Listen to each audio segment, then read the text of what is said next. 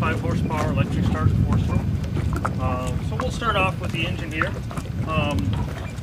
The engine has a tilt mechanism. It's a mechanical tilt mechanism where you can be in 3 positions. You can be tilted up all the way, and you've got 2 shallow drives, and then you've got the run position at the very bottom. There's a little black lever on our left-hand side here. Push it into the run position, you'll tilt it all the way back down, and then the motor, by giving it a hefty pull up top, the motor is going to drop down into the run position. To get it into the shallow drive position, flip this lever forward towards yourself. Now what I often do is brace myself on the back of the boat because these engines are heavy. The first click will be the first click of shallow drive. It'll lift the motor up a little bit, and it'll right down the water. And then you've got another click of shallow drive. We'll do a little bit farther. And then lastly is the third one, which is the motor is actually tilted out of the water. Again, back in, flip it backwards, give it a pull, it'll drop down.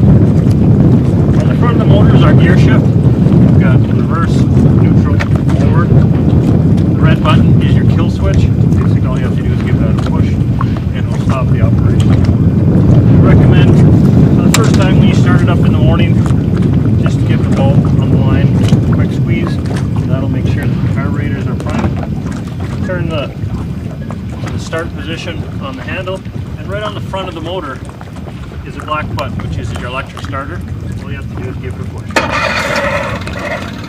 And your motor will start. Again, the red button is your kill switch. This is a tether cord. This is what you can clip to your belt. If you ever did fall out of the boat while it's moving, this will unclip, turn your kill switch, and then it'll actually stop the motor moving. I do recommend that you wear these because if you do fall out of the boat while you're traveling, the boat can go on for quite some time without you, or it protects the people that are also. Here's the depth finder. They automatically do all the settings for you once you turn it on.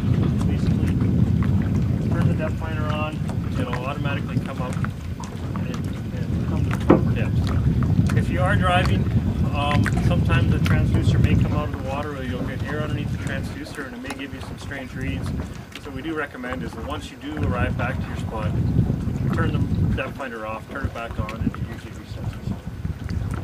Over in the back you've got a build switch, which will drain out any water that's in the back of the boat. And we have our life vests for each person. Part of the regulations is you have to have a life vest for each person. You can use ours or you can bring your own.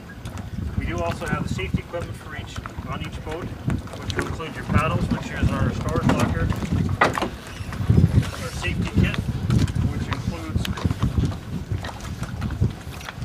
a throw rope, a flashlight, and there's also a whistle at the bottom.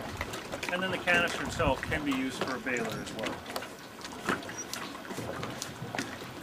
These 16-foot boats do not have a live well in them, just due to the weight. The water took up quite a bit. So we do recommend that you either bring a stringer with you, or a lot of folks will actually bring a chest cooler. We've got an ice machine at the resort here, and you can fill up as much ice as you need and throw all your fish right into the cooler, or you use the chest cooler. Our measuring board over here will determine what fish are legal. We've got our zones marked for our walleye and northern. When you do catch your walleyes, you'll lay them on the left-hand side, and then you're going to squeeze the tail of the fish to give you the proper length of the fish. Any of the fish landing in the 18 to 23 zone for walleyes have to be released. So under 18 you're allowed to keep, and you're allowed 1 over 23.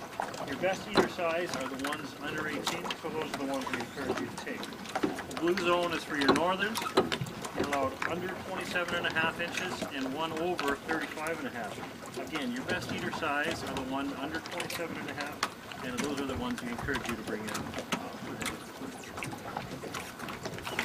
We do offer insurance on the boats. It's your choice. A 16-foot boat is $100 for the week, and it covers any damage that can be done to the propeller, the motor, or the boat itself. It's your option. Some people that are comfortable with the lake will waive the insurance. Other people feel it's a small price for peace of mind for their week stay.